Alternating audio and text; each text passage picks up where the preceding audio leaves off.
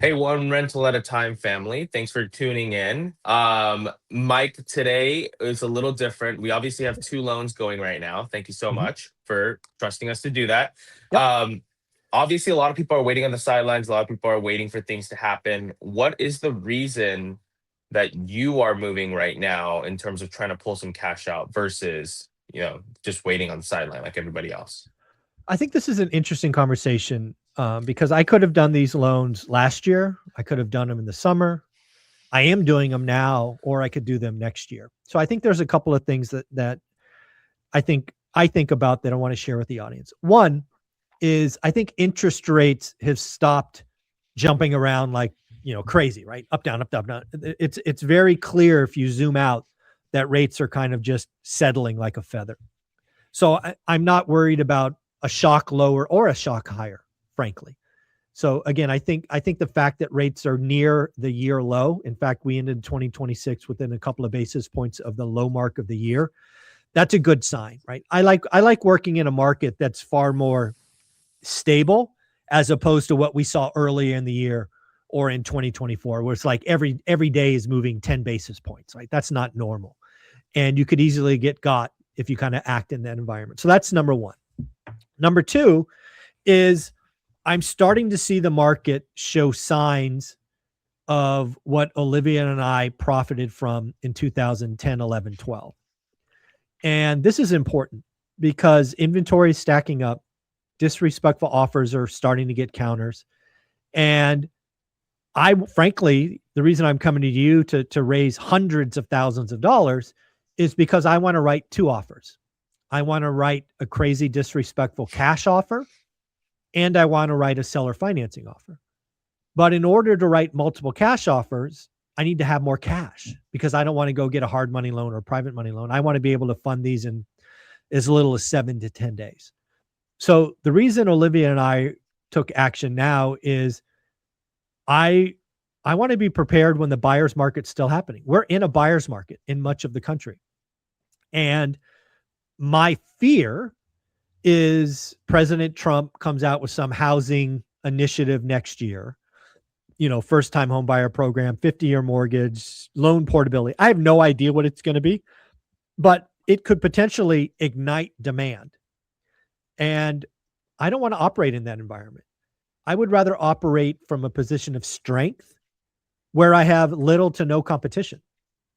And again, that's why I'm doing it now. That's why I do it in the winter. That's why I try to raise cash. So again, I think it's very important for folks to understand that you got to be counterintuitive. You got to, you know, I don't want to be doing this when everybody else is. That's not what I want to be doing. So that's really why I started now, and likely will have these funds in the first or second week of January, because I'm going to use them and use them quickly. For sure. And then when you say everybody, just to clarify, you mean people that wait on the sidelines, but also more so like first time home buyers, right? That are entering the market that can afford to pay more for a property because they're not trying to hit targets, right?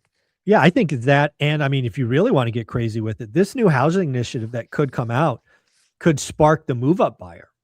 And if you really want to see the landscape change, it's not only investors and, first time home buyers, it's that lock in effect of the move up buyer. I mean, they could create some tax incentives or whatever. And if you unlock that move up buyer, dude, this market's going to get wild. And I hate years like 21 and 22 where everybody's buying and things are going crazy, right? It's impossible to find a motivated seller. So again, I'm trying to take action, educated action, safe action. I'm trying to do great deals, even deals of the decade and maybe a deal of a lifetime when nobody else is shopping. And again, I'm going to leverage my dual strategy of a cash offer and a seller financing. So let's give some people some numbers. So let's assume I find a 10 unit building, and let's just assume it's selling at 100K a door. I'm just making stuff up. Mhm. And, I might write a cash offer at 650 and be able to write that check. Or I'll do a seller financing at 950, right? Just playing with the interest rates and the down payment. This is what I'm trying to do. And, whether it's a 10 unit building or a fourplex or a duplex, I'm going to continue to write disrespectful offers, two different kinds. And I'm grateful that, you and Convoy have allowed Olivia and I to, do two great cash out refis, raising our capital base significantly. So yeah, I'm happy to do it. And you guys were the right choice for that. Yeah, and when we talked about your scenarios too, obviously we're running two options with prepay and without prepay. You had Mhm. told me off camera before, like you didn't really mind prepayment penalties and whatnot. I think a lot of people are kind of stuck on that fence between, should I take a prepayment? Should I not take a prepayment? Especially with where they think rates are headed. What's kind of your commentary in between choosing between the two? Yeah, so all of these properties I'm choosing to refi are properties I plan to hold for until I'm dead, right? 5, 10, 15, 20 years, whatever that is. And, thus I don't care about the prepay. For me, it's the payment, the interest rate. And I really don't care if for example, there was a no prepay at, 6%, but there was a 5-year prepay at 5 3/4. I'm taking 5 3/4 every time.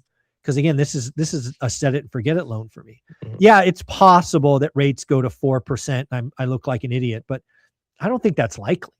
I don't think I don't think we see a four handle on a 30 or more investor loan for the next decade. And I'm willing to make that bet. Now, if a no prepay is 5.875 and a prepay is, 5.8, I might take the one with no prepay, but you know, it's going to have to be razor thin margins. But I love the option. I love the fact that you guys are willing to do that for us, right? And you actually do it for others as well. So I appreciate you guys doing extra work to make sure Olivia and I get the best, option. So thank you. Yeah, of course, absolutely. So, I think thank you for explaining that. I think that people have been kind of toying with the fact in between the two. Time frame horizon is the biggest thing. Um, and I think when you're trying to purchase now these things cash, are you basically telling everybody else like, hey, this is kind of like the pathway you guys should be going to? Like buy these things cash, make the aggressive offers, obviously, but take out the equity, right, from what they're sitting on. And then even if they're at, and what are your thoughts, kind of going back to all the videos we've done before, on taking out the equity on something that they have maybe a 4% on right now on a 30-year fixed in their investment loan, or like a 5%. Yeah, I think there's a couple of things there. So first off, let's round out the story. Let's just say for that example, that 10 unit building that we successfully buy it at 650K cash. So what Olivia and I would likely do is sometime in the first, probably after 90 days, we clean it up, do some small upgrades. We would probably go back and do a cash out refi at 50%, maybe 60%. We would rebuild our stack. So that's the first thing, right? We wouldn't leave that thing paid off forever, right? That would not be the plan. The plan would be to use cash and speed to get a great deal and then go back and get, a lot, if not all of our capital back. So that's step one. Step two is I really don't care about the interest rate. Now, if I had an interest rate at 1.9 or something like that, maybe I would think about it. But if I had a 5% mortgage and I'm getting a 6% mortgage, to me, it's far more about the stack of cash I'm building. Because again, I don't pay the mortgage. My tenants pay the Mhm. mortgage.